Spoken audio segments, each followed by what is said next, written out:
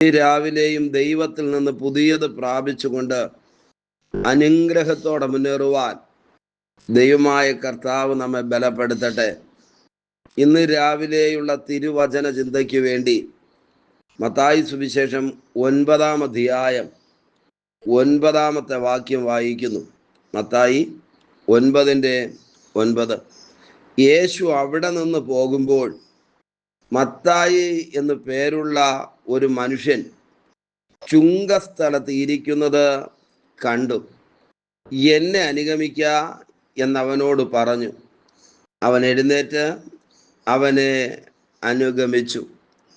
പ്രിയരെ, ഒരു അനുഗ്രഹിക്കപ്പെട്ട സംഭവമാണ് ഈ ഒരൊറ്റ വാക്യത്തിനകത്ത് രേഖപ്പെടുത്തിയിരിക്കുന്നത്. ബൈബിൾ എഴുതിയിരിക്കുകയാണ്, യേശു അവിടെ നിന്ന് പോകുമ്പോൾ. യേശു എവിടെ നിന്നാ പോകുന്നത്? 9-ാം അധ്യായം 1-ാം വാക്യത്തിനകത്ത് എഴുതിയിരിക്കുന്നു, യേശു സ്വന്തം പട്ടണത്തിൽ എത്തി. താഴോട്ട് നമ്മൾ വായിച്ചു വരുമ്പോൾ അവിടെ ചില വിടുതലുകളും ദൈവപ്രവർത്തികളും ഒക്കെ വെളിപ്പെടുവാനിടയായി തീർന്നു.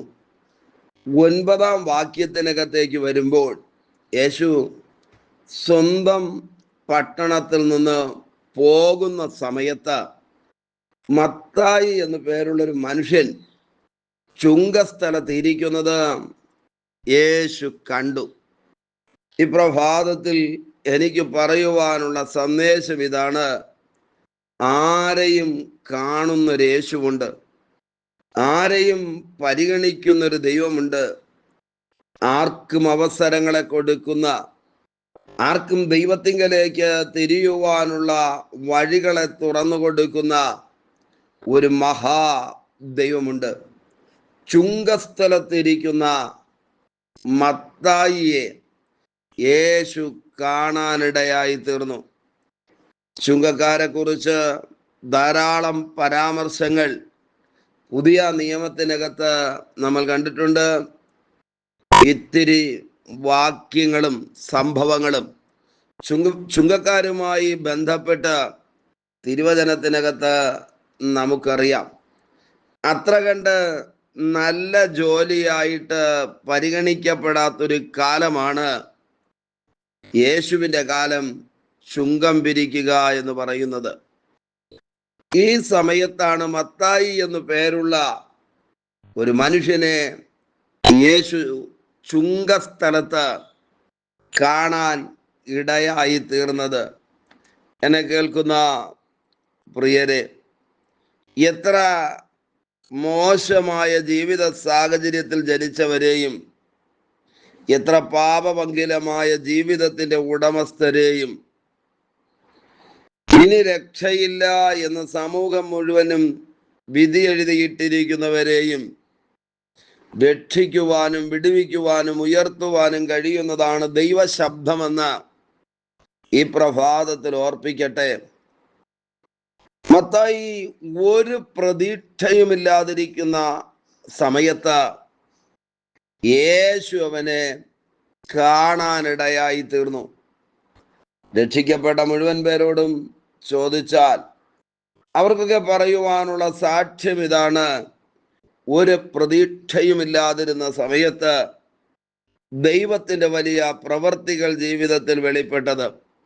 അങ്ങനെയാണെങ്കിൽ നിശ്ചയമായിട്ടും ദൈവത്തിന്റെ വലിയ ഇടപെടലുകൾ ഈ പ്രഭാതത്തിലും ഇടയായി തീരട്ടെ. ചുങ്കസ്ഥലത്തിരിക്കുന്ന മത്തായി എന്നു പേരുള്ള മനുഷ്യനെ യേശു കണ്ടു.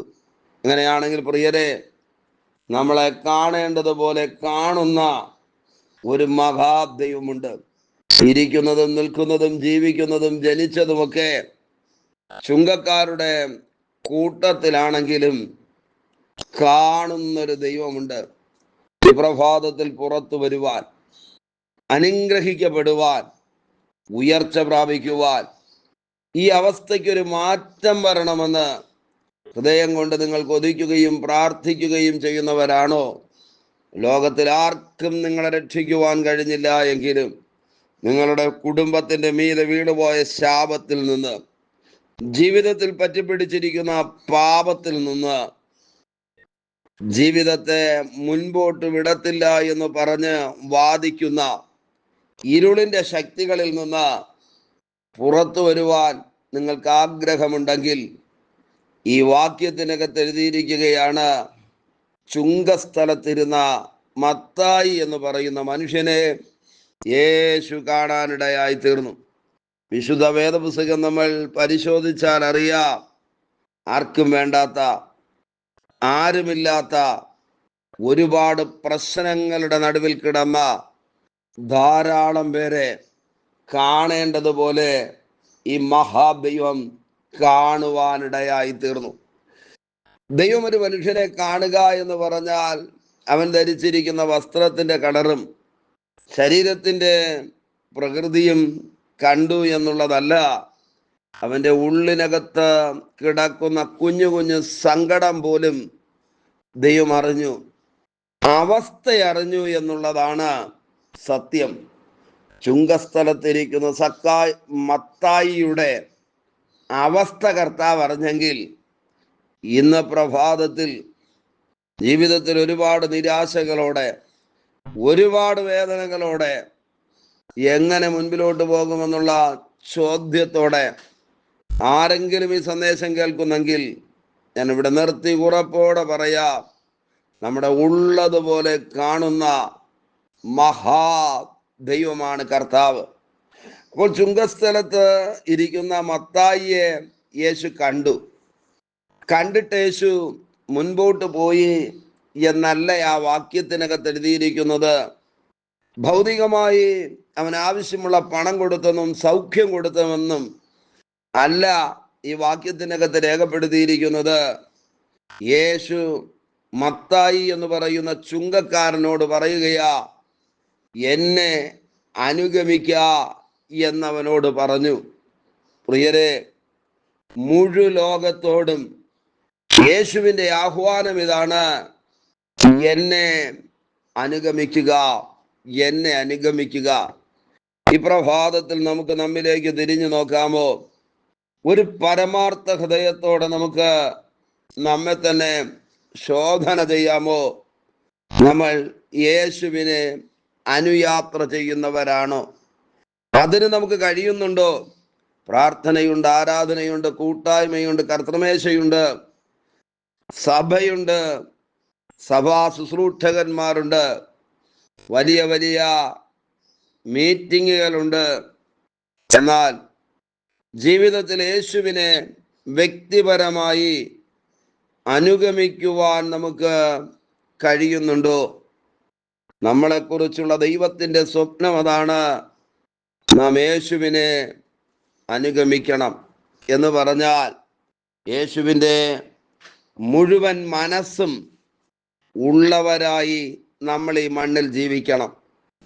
ഏത് കാര്യത്തിനകത്ത് നമ്മൾ ഇടപെട്ടാലും അതിനകത്ത് യേശു നമ്മിൽ ഇരുന്ന് പ്രവർത്തിക്കത്തക്ക നിലയിൽ യേശുവിനെ അനുഗമിക്കുന്നവരായി നമ്മൾ മാറണം. നമ്മുടെ പ്രവർത്തികളിലൂടെ ലോകം യേശുവിനെ കാണുവാനിടയായി തീരണം. അതാണ് യേശുവിനെ അനുഗമിക്കുക എന്ന് പറഞ്ഞാൽ. നമ്മളിലൂടെ ഈ തലമുറ യേശുവിനെ മനസ്സിലാക്കാനും ദൈവപ്രവർത്തികൾ കാണുവാനും ഇടയായി തീരണം. അപ്പോഴാണ് വാസ്തവത്തിൽ നമ്മൾ യേശുവിനെ അനുഗമിക്കുക എന്ന് പറയുന്ന ഈ തിരുവചനം നമ്മിൽ നിവർത്തിയാകുന്നത്. ഇന്നലെ വരെ അല്ലെങ്കിൽ കഴിഞ്ഞ മണിക്കൂറുകൾ വരെ ചുങ്കസ്ഥലത്തിരുന്ന മത്തായിയോട് യേശു പറയുകയാ, ഫോളോ മീ, എന്നെ അനുഗമിക്കുക. ഇന്ന് രാവിലെ വ്യത്യസ്തമായ കാര്യങ്ങൾക്കകത്ത് ജീവിച്ചു കൊണ്ടിരിക്കുന്ന ആരോടൊക്കെയോ പരിശുദ്ധാത്മാവ് പറയുകയാണ്, എന്നെ അനുഗമിക്കുക, യേശുവിനെ അനുഗമിക്കുക. നിങ്ങൾക്കറിയാമോ, ബൈബിൾ പറയുന്നത് എല്ലാം ഒന്ന് ക്രമീകരിച്ചിട്ട് ഒരാഴ്ചയ്ക്ക് ശേഷം, ഒരു മാസത്തിന് ശേഷം അവൻ യേശുവിനെ അനുഗമിക്കുവാനിടയായി എന്നല്ല എഴുതിയിരിക്കുന്നത്. അവൻ എഴുന്നേറ്റ് അവനെ അനുഗമിച്ചു. ഇരുന്ന സ്ഥലത്ത് നിന്ന്, ജീവിച്ച ഇടത്ത് നിന്ന്, ചെയ്തുകൊണ്ടിരുന്ന പഴയ പരിപാടികളിൽ നിന്നൊക്കെ മത്തായി എഴുന്നേൽക്കാനിടയായി തീർന്നു. എൻ്റെ ചിന്ത ഇതാണ്, അവിടെ ഇരുന്നിട്ട് മനസ്സുകൊണ്ട് യേശുവിനെ അനുഗമിച്ചു എന്നുള്ളതല്ല. യേശുവിൻ്റെ സാരോപദേശങ്ങൾക്കകത്ത് അവരുടെ താല്പര്യമുണ്ടായി എന്നല്ല, അവിടെ ഇരുന്ന് ചെയ്യുന്ന കാര്യങ്ങളൊക്കെ ചെയ്തുകൊണ്ട് തന്നെ യേശുവിൻ്റെ ഒരു പാട്ട് വച്ച് കേട്ടെന്നും ഒരു പ്രസംഗം കേൾക്കാൻ പോയി എന്നുമല്ല എഴുതിയിരിക്കുന്നത്. അവൻ എഴുന്നേറ്റു. ജീവിതത്തിൽ എഴുന്നേറ്റവരെ കുറിച്ച് തിരുവചനത്തിനകത്ത് ധാരാളം പരാമർശങ്ങളുണ്ട്. ആമേൻ. ഈ പ്രഭാതത്തിൽ ചിലതിൽ നിന്നൊക്കെ എഴുന്നേൽക്കാൻ ദൈവം നമുക്ക് കൃപ നൽകി തരട്ടെ. എഴുന്നേറ്റ പലർക്കും യേശുവിനെ അനുഗമിക്കുവാൻ കഴിയാതിരിക്കുമ്പോൾ നിശ്ചയമായിട്ടും ക്രിസ്തു യേശുവിലുള്ള ഭാവം തന്നെ നമ്മിലും വെളിപ്പെടേണ്ടതിന് നാം യേശുവിനെ അനുഗമിക്കുക എന്ന് പറഞ്ഞാൽ, യേശു എങ്ങനെയാണോ ഈ മണ്ണിൽ ജീവിച്ച് മാതൃകയായത്, യേശു എങ്ങനെയാണോ സമൂഹത്തിന് വേണ്ടി പ്രവർത്തിച്ചത്, സുവിശേഷീകരണത്തിന് വേണ്ടി, മാനവരാശിയുടെ ഉദ്ധാരണത്തിന് വേണ്ടി എന്തെല്ലാം കർത്താവ് ചെയ്തോ അതെല്ലാം നമ്മുടെ ജീവിതത്തിൻ്റെ ഭാഗമായി തീരണം.